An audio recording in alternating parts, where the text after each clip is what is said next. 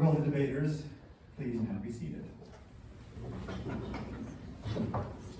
In order to examine this issue closely, we will hear 3 speeches from the pro side and 3 speeches from the con side.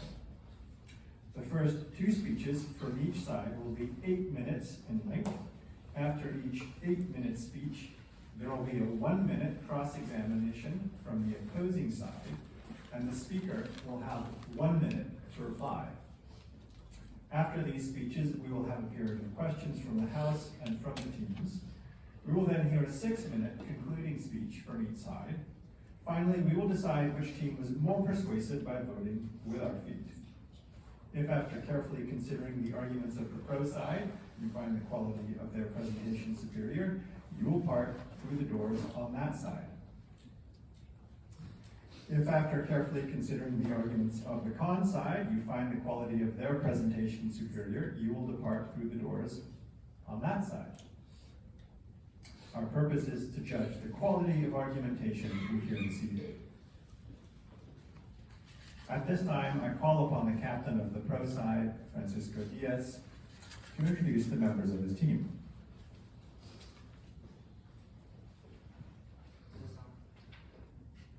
Yes, now it's on.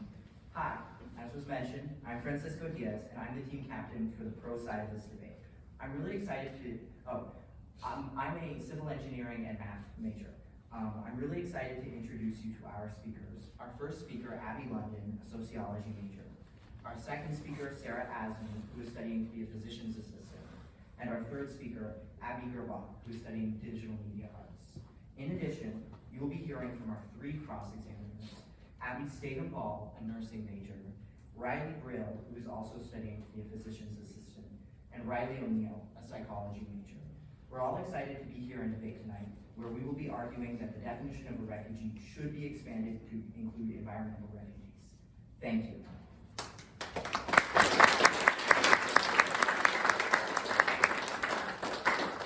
I now call upon the captain of the con side, Noelle Everly, to introduce her team. Good evening, everyone. It is a great pleasure to be in front of you this evening. My name is Noelle Everly. I am a political science major, and I am the team captain representing the con side of this debate tonight. It is my honor to introduce you to my team, who has worked tirelessly to construct the claims that I bring to you tonight.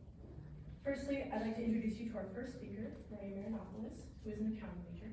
Our second speaker, Cooper Scroggin, is a chemistry major. And our third speaker, Natalia Prompnell, is a double major in political science and social work.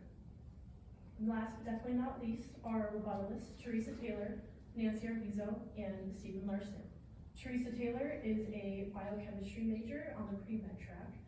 Nancy Arvizo is an international business management major, and Stephen Larson is an electrical engineering major. Thank you to everyone who showed up tonight, and I hope you all enjoy the debate that both sides have worked hard to put together for you. Thank you.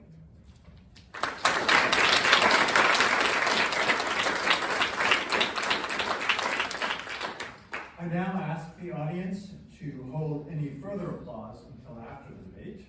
At this time, I call upon the pro side to present its first speaker, Abby London.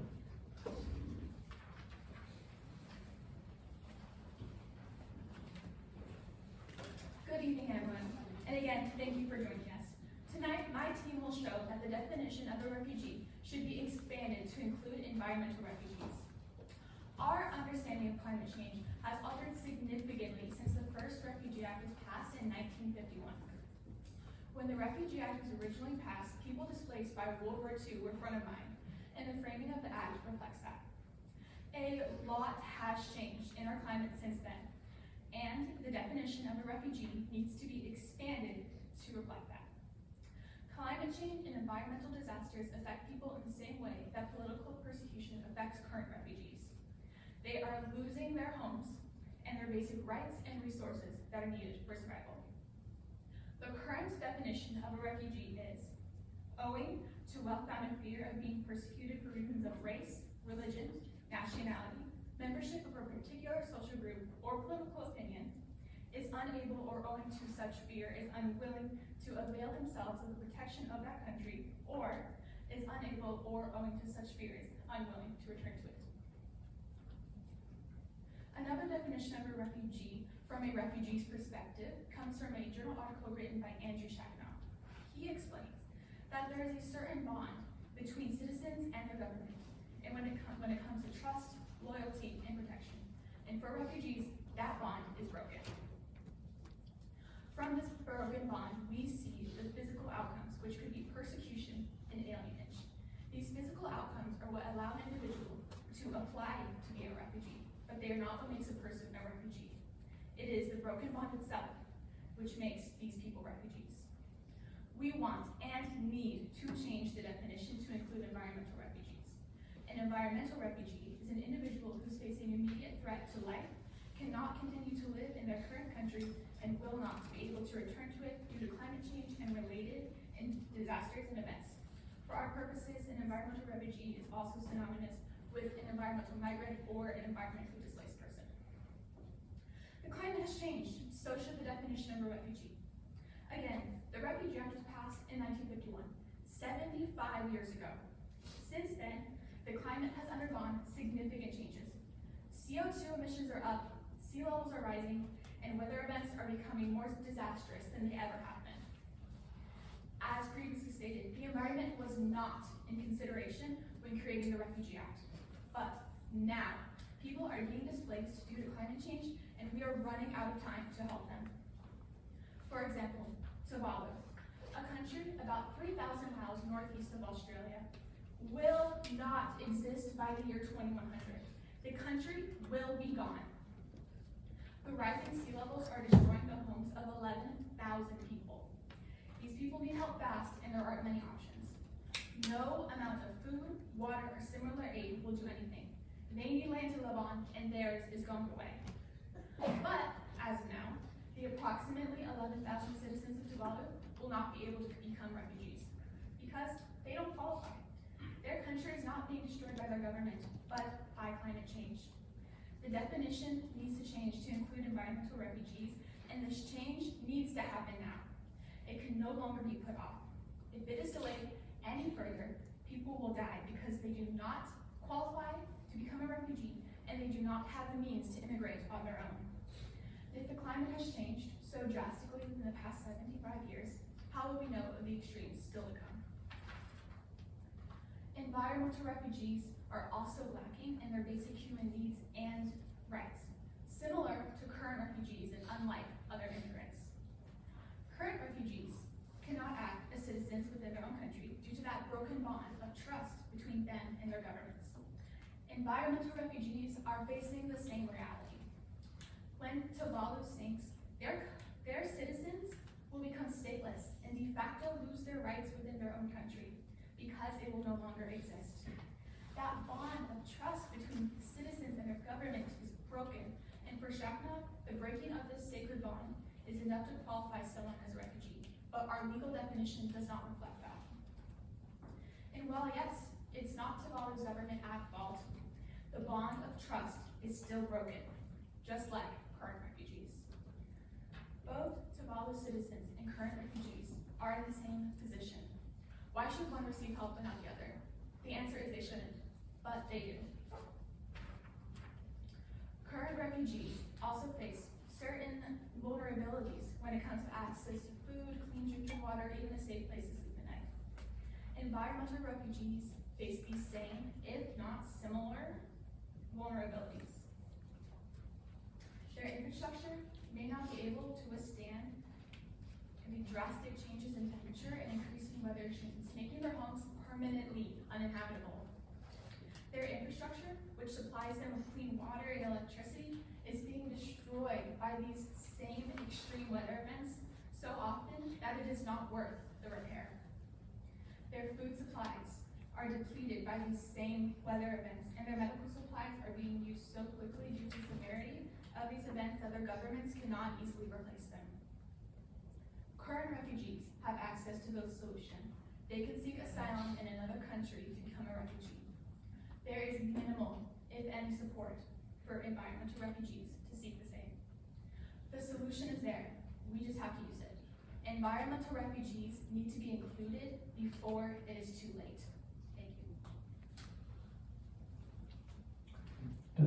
side wish to cross-examine? Yes, we do.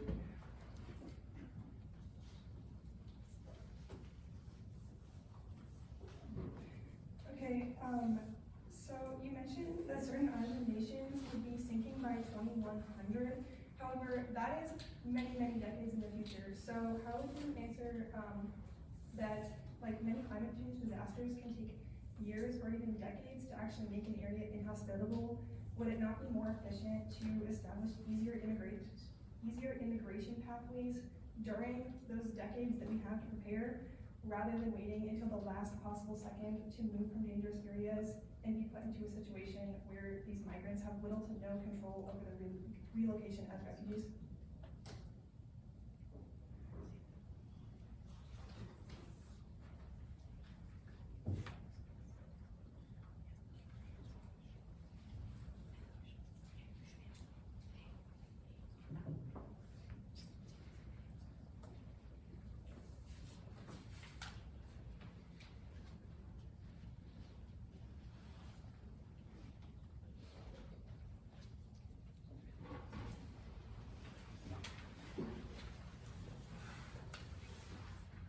Okay.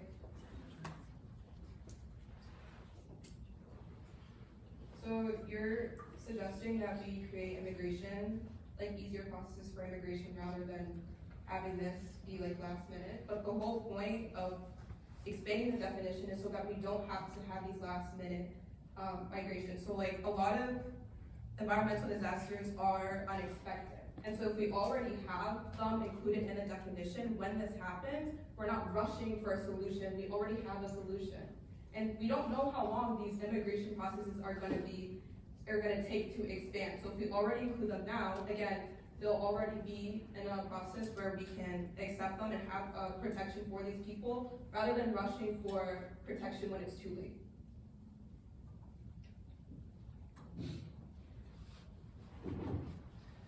This time I call upon the con side to present its first speaker, Maria Aronopoulos.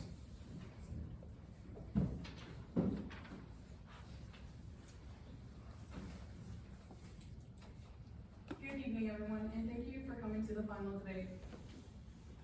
Imagine waking up one day and realizing that your home will soon disappear under rising sea levels or become severely damaged due to earthquakes. According to the article Climate Migration by Carla Marie McCanders, the United Nations High Commissioner for Refugees states that 200 million people may be forced to leave their homes due to climate change. The scale of this potential crisis is undeniable and demands response. However, that response should not be expanding the legal definition of refugee. Climate-related displacement does indeed present a serious challenge, yet it is fundamentally different from persecution, which is what the Refugee Convention was designed to address. For this reason, the United Nations should not extend the definition of refugees to include climate migrants. While environmental crises such as rising sea levels, desertification, and extreme weather events are devastating, they do not fall under the same category as persecution. More importantly, climate migrants can often be assisted through humanitarian aid and environmental policy, whereas those fleeing persecution require asylum as their only viable form of protection. By expanding the definition of refugee, it would strain the already limited system and weaken the protection needed for those who depend on it the most, which are refugees who truly fear for their lives. To clarify what the official definition of refugee is, according to Article 1 of the Refugee Convention, a refugee is someone with a well-founded fear of being persecuted for reasons of race, religion, nationality, membership of a particular social group, or political opinion, is outside the country of his nationality, and is unable or owing to such fear, is unwilling to return to it. This official definition shows us that the Refugee Convention was designed for people escaping persecution, not natural disasters. Adding on to this definition is not arbitrary, but reflects a specific type of harm. The Refugee Convention was created to protect individuals who are intentionally targeted and who cannot rely on their own governments for safety.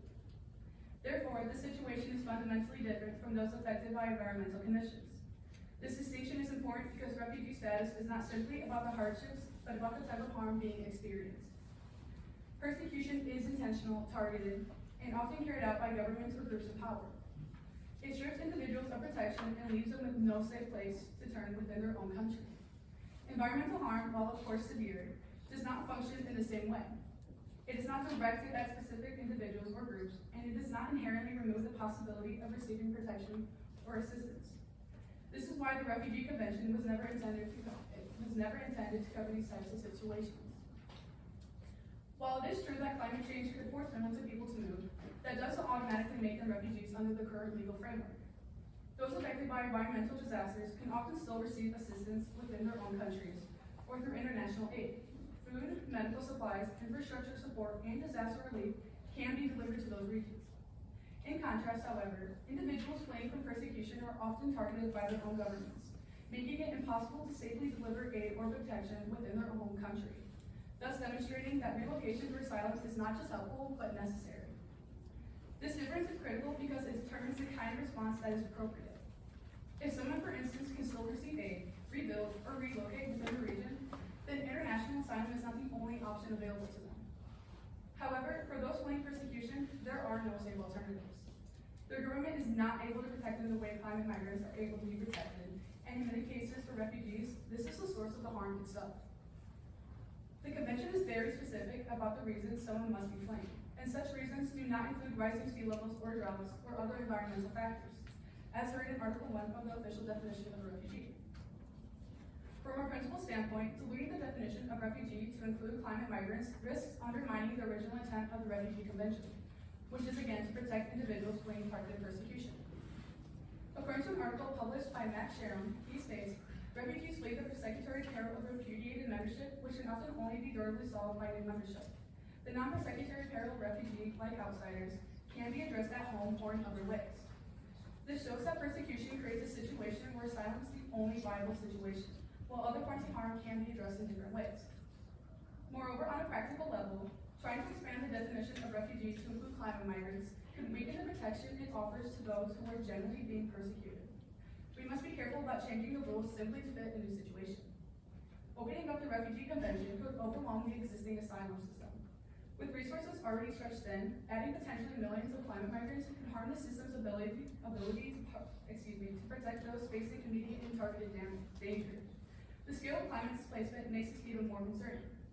For instance, if even a fraction of the projected millions of climate migrants were to seek refugee status, asylum systems around the world would face overwhelming demand.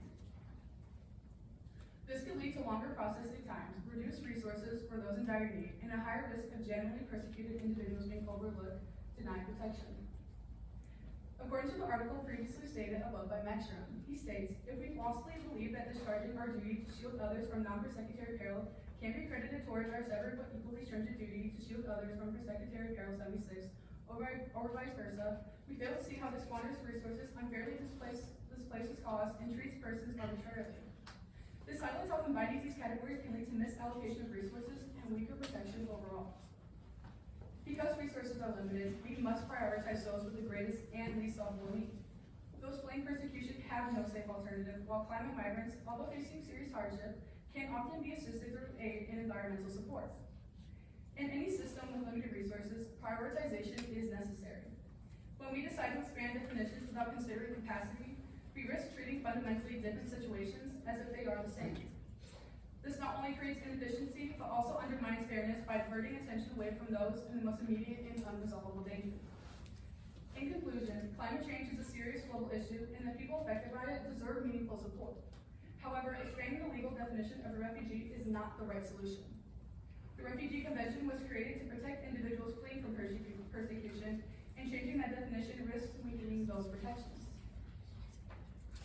Instead of altering the convention, the United Nations should develop and continue strengthening separate policies that specifically address climate displacement, such as humanitarian aid, disaster response programs, and initiatives like the United Nations Loss and Damage Fund, which is designed to support countries facing the impacts of climate change without changing refugee law. Climate migrants deserve help, but they deserve the right solutions, not the wrong definition. Thank you. Does the pro side wish to cross-examine? Yes.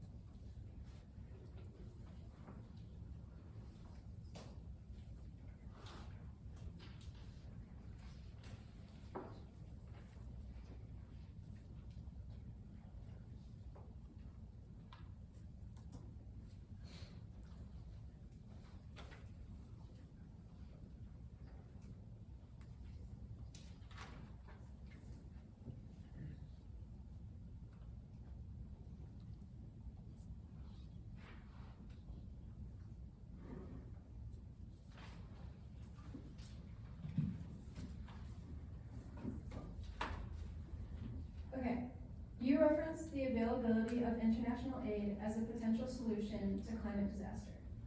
Do you expect countries most impacted by climate change to depend on other countries for their clean water, food, and other basic needs?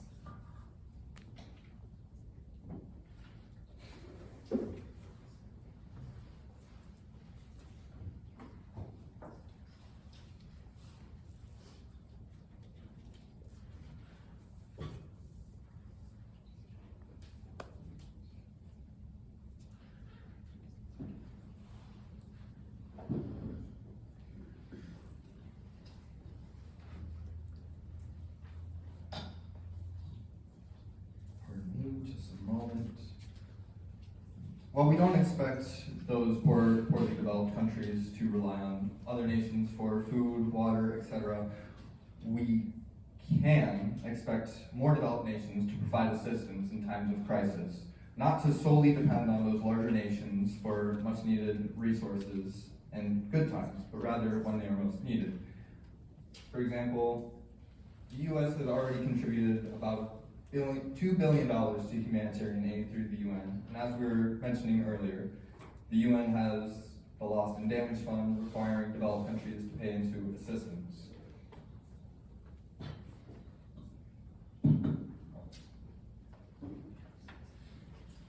At this time, I call upon the pro side to present its second speaker, Sarah Asmey.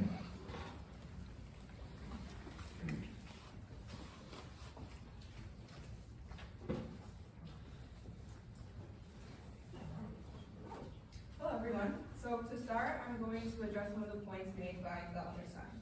So you guys mentioned how the full definition was built on persecution.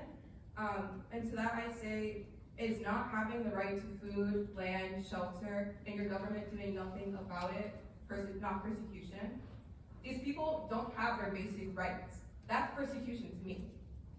And you say that they never intended to include environmental refugees. And again, building on Abby's point, that was because this wasn't a problem at the time of when the definition was created. Now the current definition was created in a different time before climate change became a global force of displacement. And even within that definition, if we get to the root of it, it's clear. People who are forced to flee and cannot safely return deserve protection. Aid does not equal protection. The reason that we bring up Tuvalu is because the aid isn't going to help them. They have to leave, and that is why they need to be refugees. They have to leave, and that's why we need to protect them. And we don't have long periods of time, as you're trying to mention. These times of crisis are all the time. Again, these climate disasters happen all the time, and we have to be prepared for them. And now I'm just going to continue to build on our previous argument. So under the current definition of a refugee, if someone is forced to flee from their country because staying means death, they're a refugee. So when climate change creates those exact conditions, stripping away someone's basic needs for survival, breaking the bond between a citizen and a government, are they any less of a refugee? If staying in a place with no food, no water, and no shelter means death, are they any less of a refugee? As you listen to the rest of this speech, I ask you to keep one question in mind. If someone cannot survive in their home, cannot stay, and cannot return, what are they, if not a refugee? To be clear, we are not saying that the current definition under the Refugee Act of 1951 is wrong or invalid. We are simply proving that it is an outdated definition and that is costing lives and needs to evolve to reflect the changing world that we live in. In fact, there are already examples of international law being changed due to new realities. For example, the Paris Agreement was created in 2015 as a global effort to address climate change through an agreement between different nations. We all recognize that there are new global realities that need to be accounted for. And the Paris Agreement shows that it is possible and needed to evolve with these changing matters. What we are arguing for today is the next needed step, turning recognition into protection. This debate is not about a future possibility. It is about a present reality. Millions are already being displaced by climate change, yet they remain invisible under the current law. According to data discussed in a peer-reviewed source, over 218 million internal displacements have occurred worldwide over the past decade due to weather-related disasters. And by the end of 2023, 75.9 million were living in internal displacement. 7.7 million of those people were displaced due to natural disasters. So this isn't some small group of people. We're talking about a massive population of people who already are being forced from their homes. And yet, these people are not recognized as refugees. So the question becomes, what makes them different? Nothing.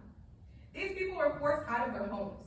Staying in unlivable conditions with no access to food, water, and shelter means death. Choosing to leave for a better life like an immigrant would is not the same as being forced to leave for basic survival, like a refugee. They are being forced out, just like any other refugee, and yet we are failing to protect them. If we delay our response, we are forcing ourselves into a system of emergency response, reacting only after crises occur. But if we recognize environmental refugees now, we move from reacting to crises to preventing them. And climate change is not just causing displacement, it's creating violence. As described in an article by Earth.org, quote, climate-driven food and water scarcity results in violence as a way of surviving by controlling access to these resources. This increases levels of migration, spreading tensions to other areas, often feeding into ethnic and religious conflicts, and leading to more violence, end quote. This all connects to something fundamental, basic human survival. Let's break this down. To start, I'm going to build on what Abby talked about previously. Let's look at anatomy and physiology textbooks to really understand what survival consists of. The basics of human survival are stated, and I quote, air, water, food, shelter, sanitation, sleep, space, and social contact. Without these basics, humans cannot function or survive, end quote. Now let's compare when a natural disaster occurs. According to the IFRC, the world's largest humanitarian network, quote, natural disasters immediately disrupt basic human needs, water, food, shelter, and safety, due to infrastructure destruction.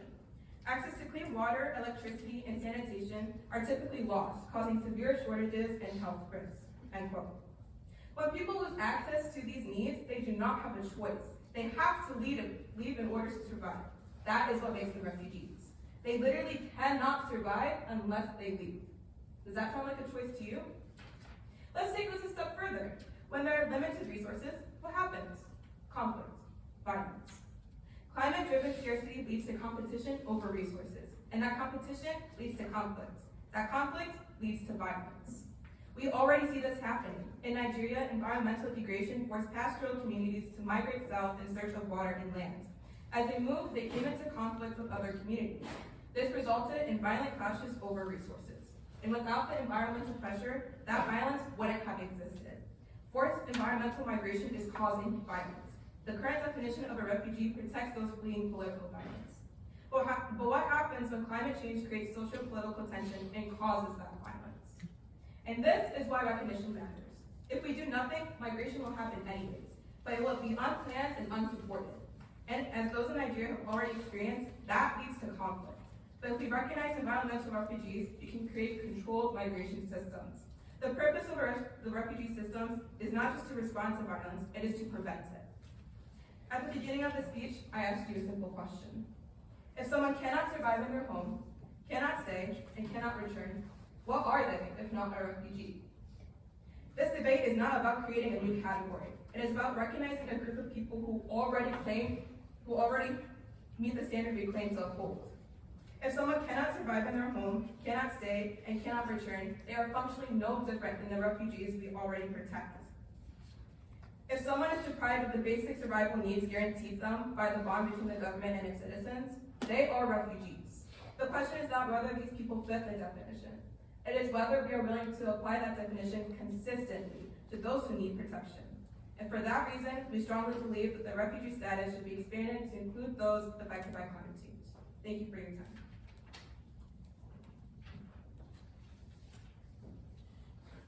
Ms. McCon decided to cross-examine. Yes.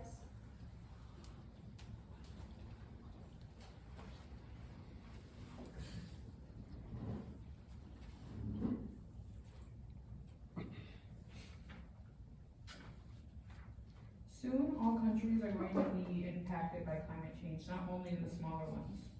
These issues will affect any country with climate change. How do you plan on caring for those refugees once issues hit the more developed nations, and we've spent decades worth of resources on relocation rather than working on the root of the problem?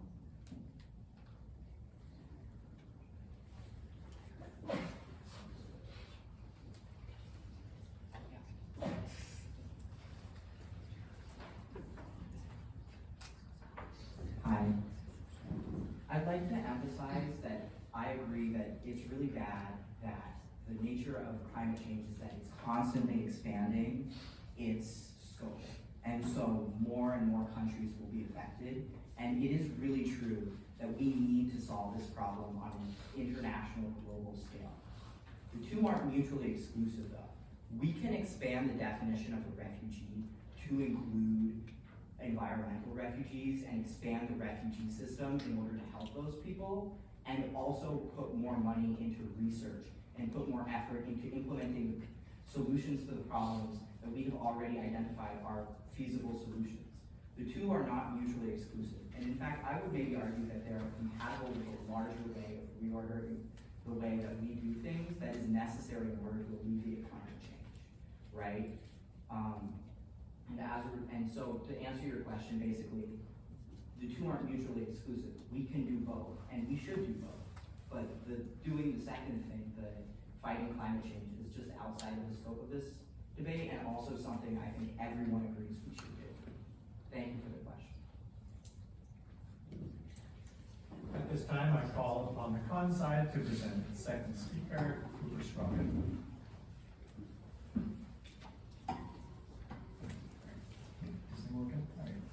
Hello friends, family, that guy. In 2015, following a sharp increase in Syrian and Afghan refugees, the United Nations created a global compact of refugees, a comprehensive order designed to better facilitate the flow of refugees throughout the system. This sounds like a great step in the right direction. However, incredibly little has been done with this compact. It doesn't prevent the walls from going up in Europe. It doesn't address quagmires such as what to do with rescued or interdicted migrants. And most importantly, it doesn't make it easier to become a refugee at home asylum. Following its inception, the refugee system started off as a system designed to help those facing issues back home. But it has developed into a system fraught with issues and pitfalls. Imagine, if you will, that the refugee system is shaped like a table. This crudely constructed note card I made in 12 seconds. Now, this table had 4 standing legs, but as time has gone on, the table's legs have begun to rot away and lose their strength. There are estimates of how many people are currently working their way through the asylum process, and the numbers are not great.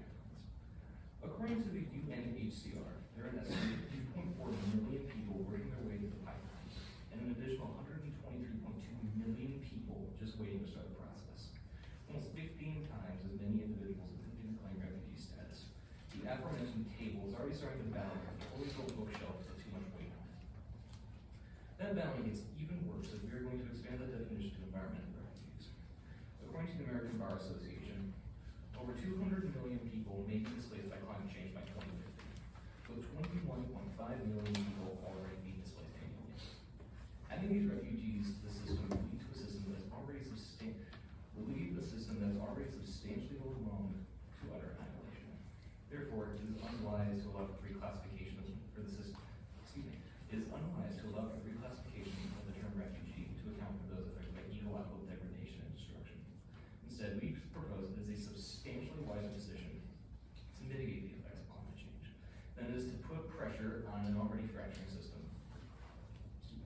We propose pieces of legislation that are targeted at mitigating climate change instead of moving those affected by it around. By doing this, we focus on preventing influx of climate refugees, and we'd be saving the planet. So it's a win-win scenario. It is at this moment that I'd like to take a moment to examine our opponent's case and the issues with it. Our opponents offer a rather optimistic view of the future.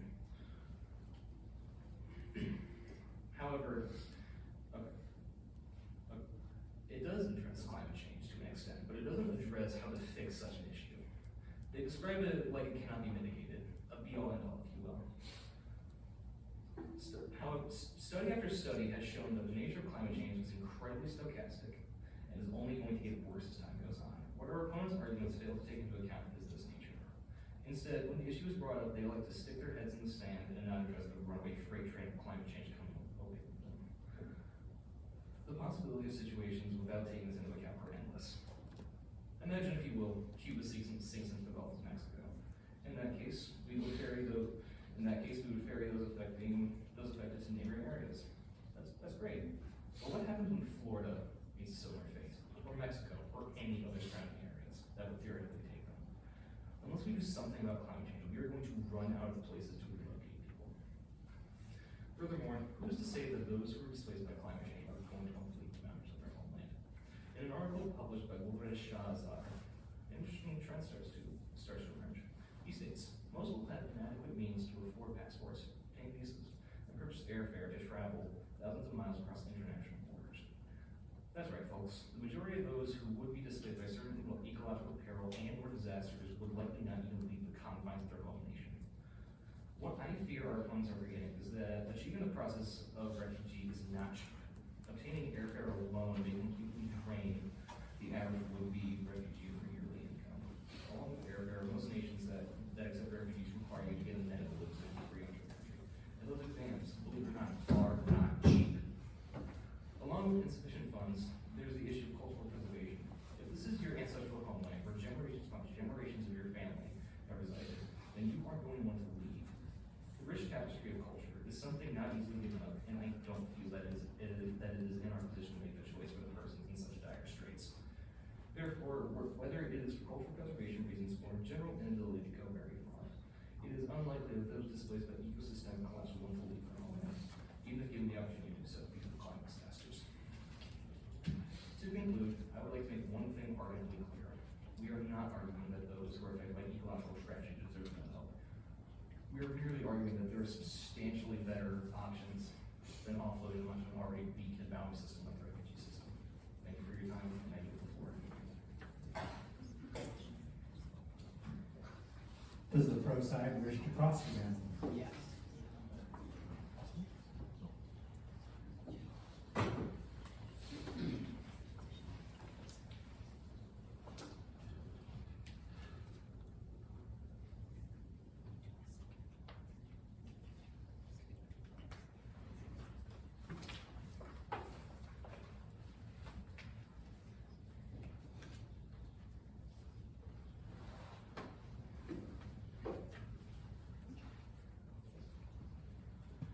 You claim that expanding the definition of a refugee would take away and weaken the resources of others, but wouldn't it be better to give them the opportunity to leave and seek a chance at refugee status than nothing at all?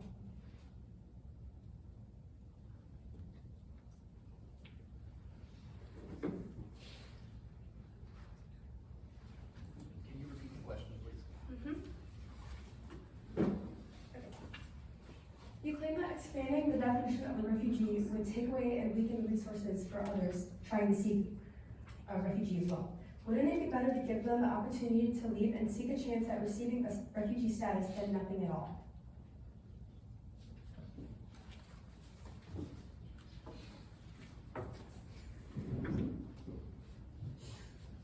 We are not saying to do nothing at all. We are arguing that providing humanitarian aid would be a better solution to this.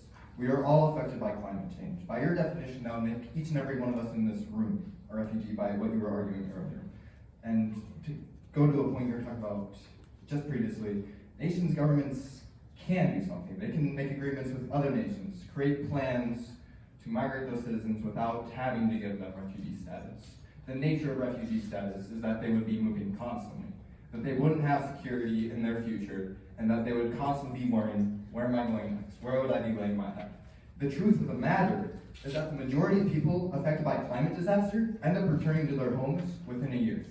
In fact, a lot of people don't want to leave the confines of their home.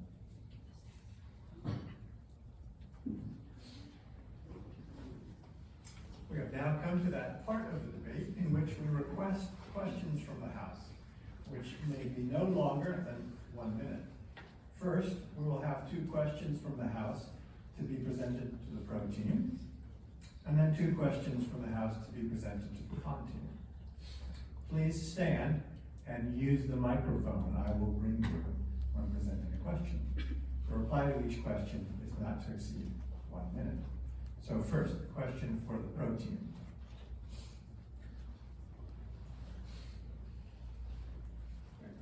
So you said that the displacements caused by natural disasters should make those individuals refugees. Would you still consider this point for situations like Hurricane Katrina, where 1.2 million residents of Louisiana who were forced to flee from their homes and were unable to go back until reconstruction began? Under your previous statement, these people would be considered environmental refugees. Would you consider people in developed countries who are displaced by natural disasters, or is this title reserved only for those affected in less developed countries? Thank you.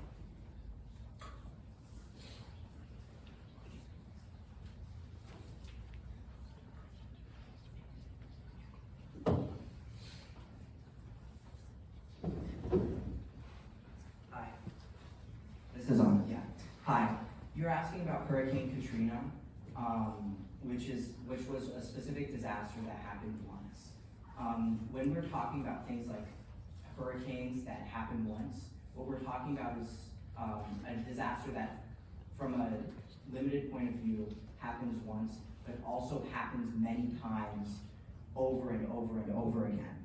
And so our answer to that would be yes, if Hurricane Katrina was followed up many times by smaller hurricanes and then hurricanes of the same magnitude, accumulating in magnitude over the course of a season and then over many years.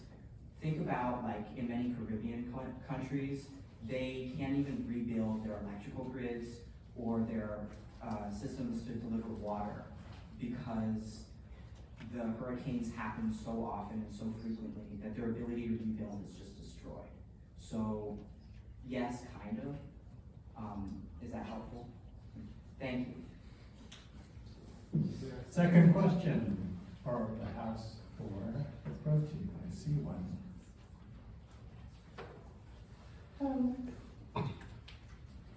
You made the point that expanding the definition of refugee would help alleviate problems of migration caused by these environmental changes, such as cultural violence. What about giving the label of refugee to people claim loss of resources would prevent cultural violence? What about that label would help alleviate that problem? Thank you.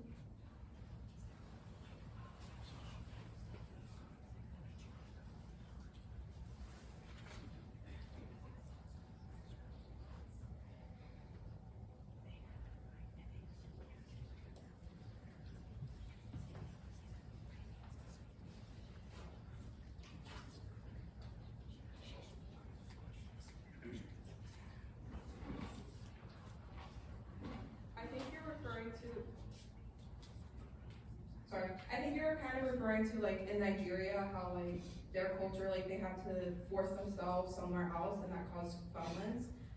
And that's actually proving more why we need it, because they had to go migrate on their own. It wasn't controlled. They had to go force themselves to take resources from other people. Whereas if we recognize them under the definition, we would have more of a controlled system of replacing these people and finding them resources and land. So they're not necessarily just, like, taking and fighting over causing violence over these resources. Instead, it would be controlled, and we would find resources and land for these people to survive in a controlled manner, rather than, again, causing more violence.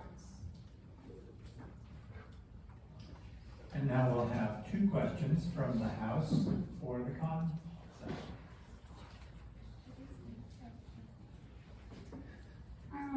Part of your argument was that persecution is intentional, implying that the effects of climate change are not intentional.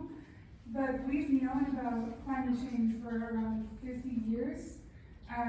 Companies like Exxon, Chevron have continued to do what they're doing. Countries like the USA, India, China are the biggest polluters, haven't taken enough steps to regulate and turn to renewables.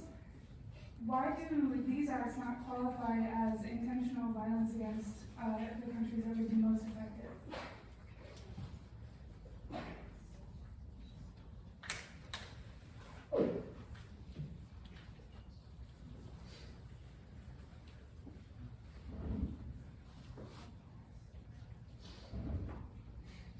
Thank you for your question. So climate change is considered to be unpredictable, we can't exactly know where or when or how climate change is going to happen. When there is a specific situation where someone is being persecuted due to race, religion, and so forth, they are specifically being targeted, and that specific person knows that they are going to be killed. Where with climate change, we can't predict when that will happen. We don't know when a hurricane can happen at any given time. We don't know when a tsunami will come. There might be signs, like subtle signs, but that is before the disaster occurs. I hope this answers your question. Thank you.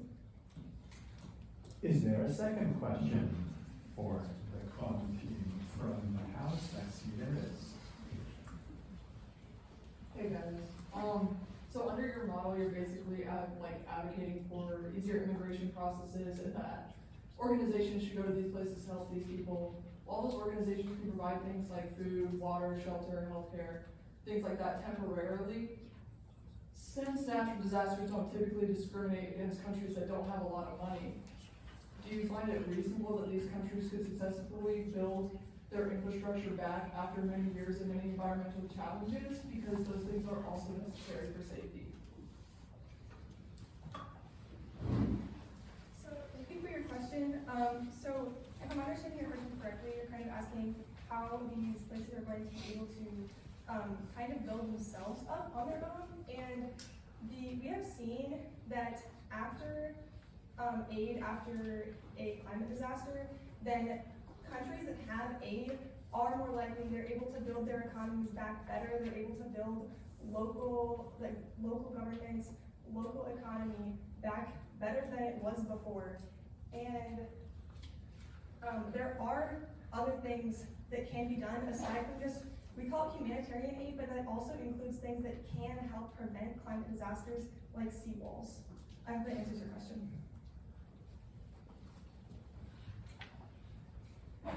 I now request that the con side present one question to the pro side, and after that, the pro side will present one question to the con side. Again, the reply to each question is not to exceed 1 minute.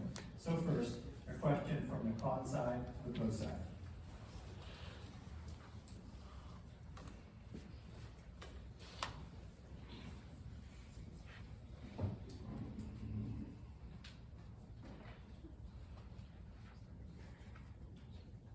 So in our second speech, we touched a little bit on it, but how do you plan to preserve significant cultural practices tied to the ancestral homelands that were destroyed?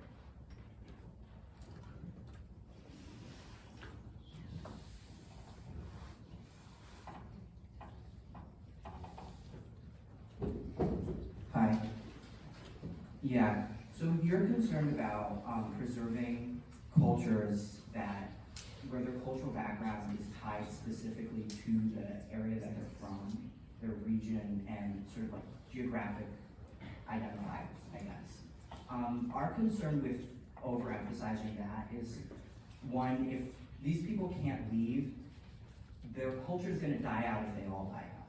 Like, from a purely practical perspective, if nobody there is practicing the culture is functionally dead anyways, and so whether or not they have the geographic identifiers to worship around is a moot point. It's also the case that cultures are eternally changing and growing, and it's important to emphasize that a lot of the sort of geographic worship that at least some groups participate in, I'm thinking of in northern Mexico and the American Southwest, a lot of the geographic worship of particular landmarks is associated with their fertility, or that they are springs, or that they're places where water collects. And as climate change has progressed, and as those areas have become hotter and drier, that veneration has fallen out of practice anyway. And so allowing these people to become refugees if they need to flee their country is not the same as eliminating this culture, and in fact, it's preserving it in the form that it can be preserved in, because otherwise they will die or their land will be destroyed. And that is our first and foremost concern. Thank you. And now a question from the pro side or the con side.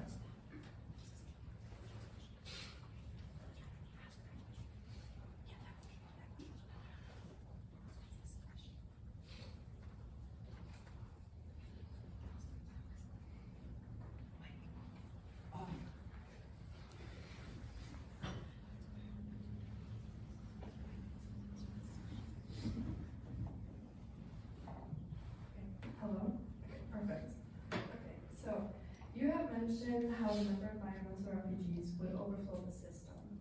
Then mentioned there are also many current refugees. So my question is, does that mean the solution is also wrong for political refugees? How would you respond to that question? Could you repeat the question, please? Yeah. Okay. So you have mentioned that the number of environmental refugees would overflow the system. Then mentioned there are also many current refugees that. So my question is, does that mean the solution is also wrong for political refugees?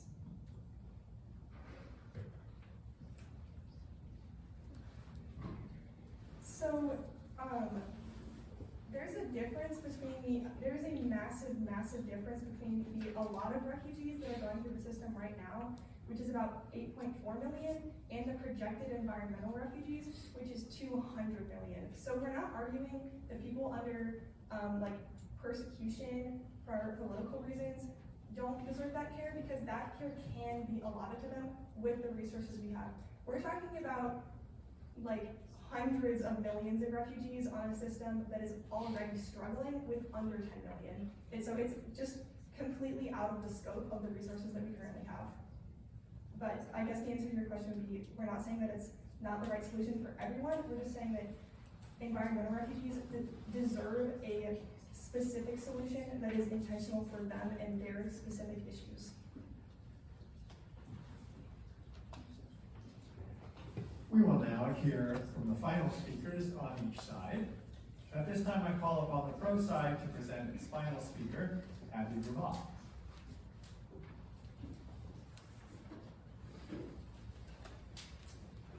Good evening. The opposition has made a rational case, which I will address shortly.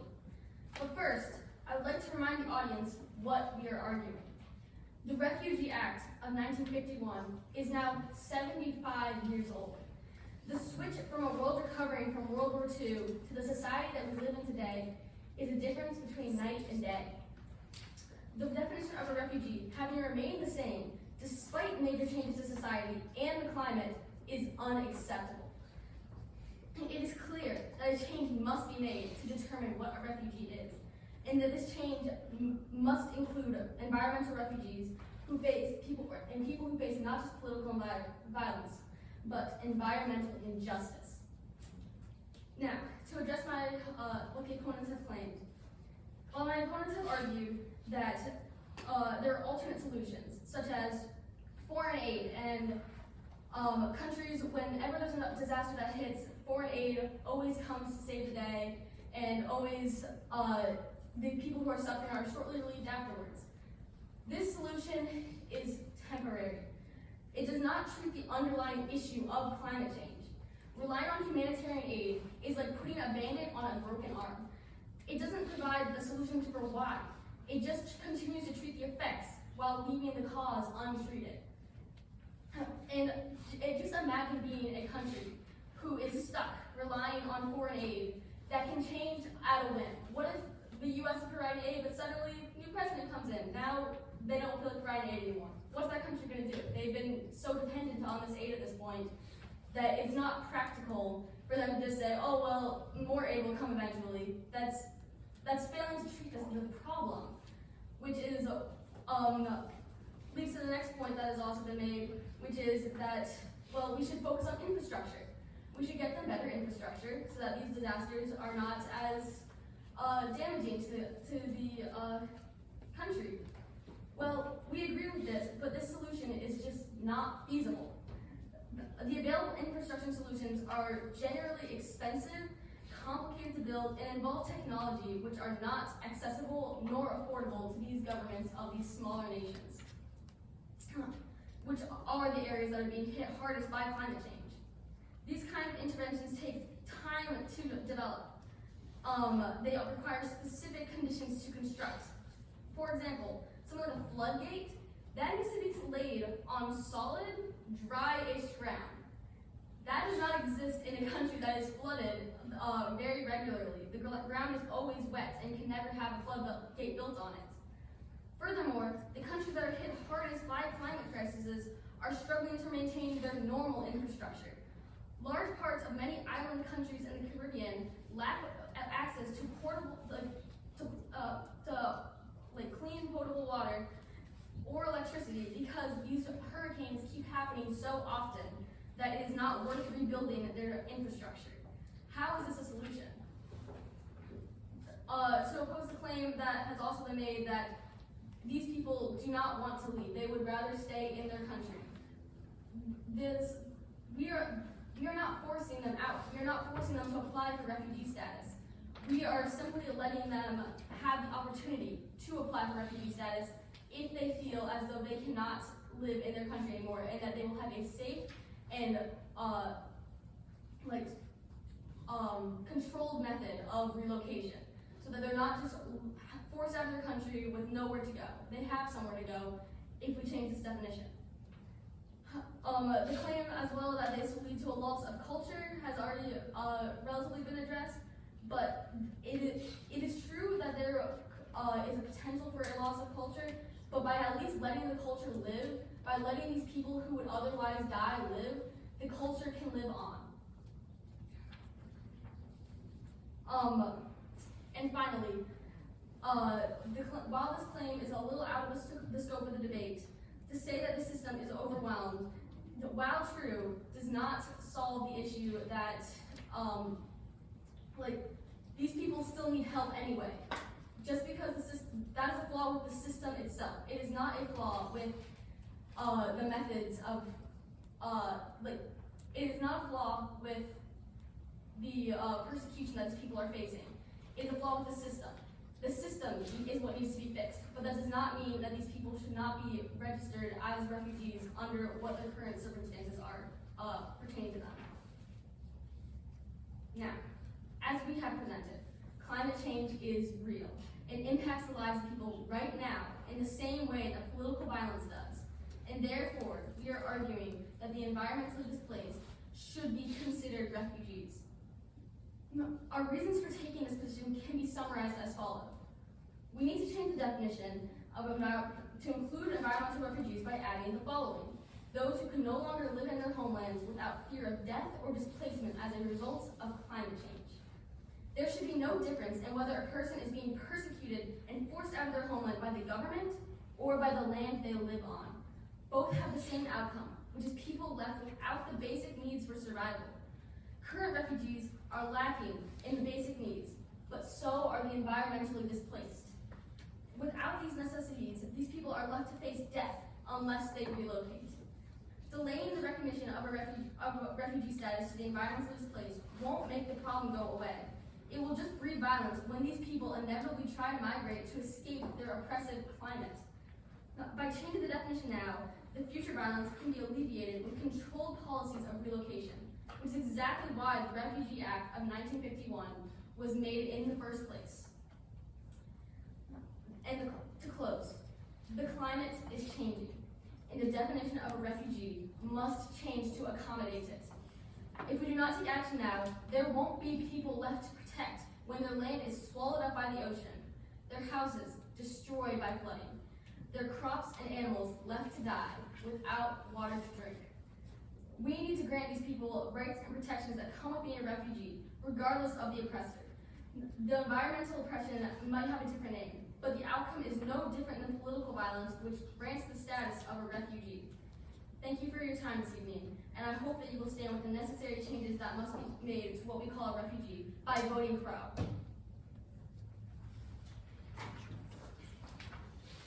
And now call upon the con side to present its final speaker, Natalia Prochnow.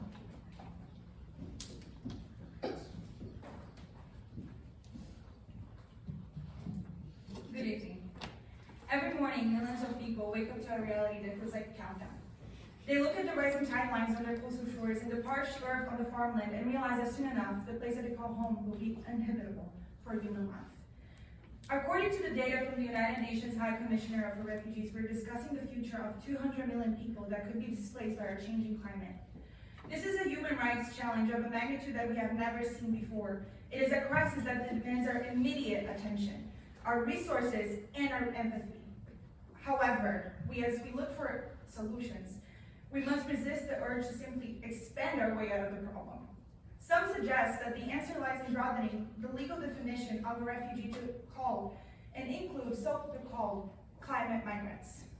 While it may sound compassionate and even maybe a reasonable shortcut, it is a legal decision that risks breaking the very system meant to protect the world's most vulnerable. The same system that is in risk of breaking itself right now. Our central point is that the United Nations should not extend the definition of refugees to climate migrants because environment displacement is fundamentally distinct from political persecution. By reopening the 1951 Refugee Convention, we would place stress on an already fracturing system and its primary responsibility of nations to focus on climate mitigation and the loss and damage fund to help citizens at home, rather than exhausting scarce resources into national relocation. The definition of a refugee, as you have heard tonight, defines as those who are fleeing from the means of persecution. This is a deliberate targeting of individuals by a state or group.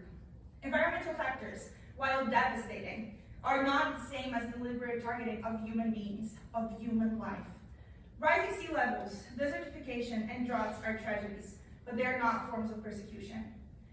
Diluting the definition of a refugee to include so-called climate migrants risks undermining the original intent of the convention, which is to provide a last resort sanctuary and asylum to those whose own governments have turned themselves against them. We also must look to the practical reality of our current global systems. Places like the United Kingdom already having problems with taking care of the refugees. In this highly developed country, we can observe refugees having problems in paying their bills, many with energy issues and living in poverty, because their own government doesn't have enough resources to take care of the people who have claimed asylum in their country, already not having basic human rights. In 2015, the UN created the Global Compact on Refugees to help the flow of people throughout the refugee system, but little has been accomplished. The system already is failing to address quagmires, which only makes it harder for immigrants to claim asylum. 8.4 million people are going through the asylum pipeline right now, and 123.3 million people are waiting to start the same process. Now let's think about this, how this would change after the so-called climate migrants, or refugees, would be entered in the system. The American Bar Association notes that 21.5 million people have already been displaced by climate change events. By 2050, this number would be reaching 200 million. Adding this millions to the existing system would destroy what is already vulnerable. And by 2050, maybe the system wouldn't even exist itself. Giving those climate migrants refugee status does not address the root of the climate change problem. I also wanted to talk about the claim that was made earlier about being able to put money in both houses. It sounds really great, but we don't have enough sources. It's impractical, and it's based on our current financial situation. It is not possible. The Pro team also claimed that the islands are going to be the first ones to be impacted, but then what? What about the other countries that are also going to be impacted by climate change? Expanding the refugee status would not be the answer. Climate change is not only impacting one country, but it's impacting the whole globe. Because most climate migrants do not want to become international refugees, most climate displacement is internal. People often wish to stay in their home nation because of cultural preservation and simply inability to travel outside. If the Refugee Convention is the wrong tool, what would be the right one? We're not arguing that those affected by ecological tragedy deserve no help. We're arguing that they deserve the right help. It's the duty of a nation to prevent climate change and its protect its citizens within its borders. Using precious resources to relocate millions into a broken system is a failure of policy. We should focus instead on humanitarian aid, environmental policy in order to protect and provide support to regions of crisis. We should also focus on programs like the Climate Change UN Loss and Damage Fund. Climate change is a serious global issue, and the people affected by it deserve meaningful support. But climate migrants deserve the right solutions, not the wrong definition. Expanding the legal definition of a refugee would strain a limited system, weaken protections for those fleeing persecution, and distract from the real work of environmental mitigation. Let us preserve the Refugee Convention for those who it was meant to save and protect. Let us build a new specific framework like the Loss and Damage Fund in order to address the unique challenges of our changing planet. Our opponents speak speak of compassion, but there's no compassion in a broken promise. Adding millions to a system that itself already has accumulated 123 million people is not a solution. It's a failure of policy and protection. Let us preserve the asylum for the persecuted, and let us build a new future for the whole world that is being affected by climate change. We must act with compassion, but we also must act with clarity. Thank you.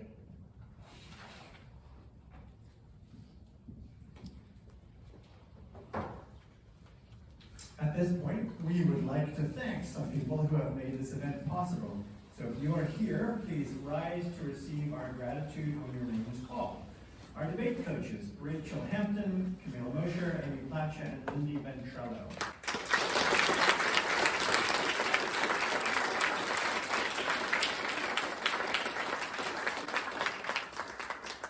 Our august debate lab instructors, Professor Amanda Rood and Professor Ian Waller.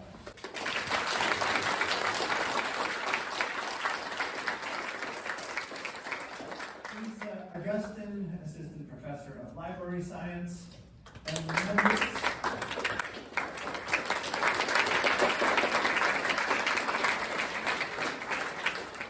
members of the Christ College Dean's Office.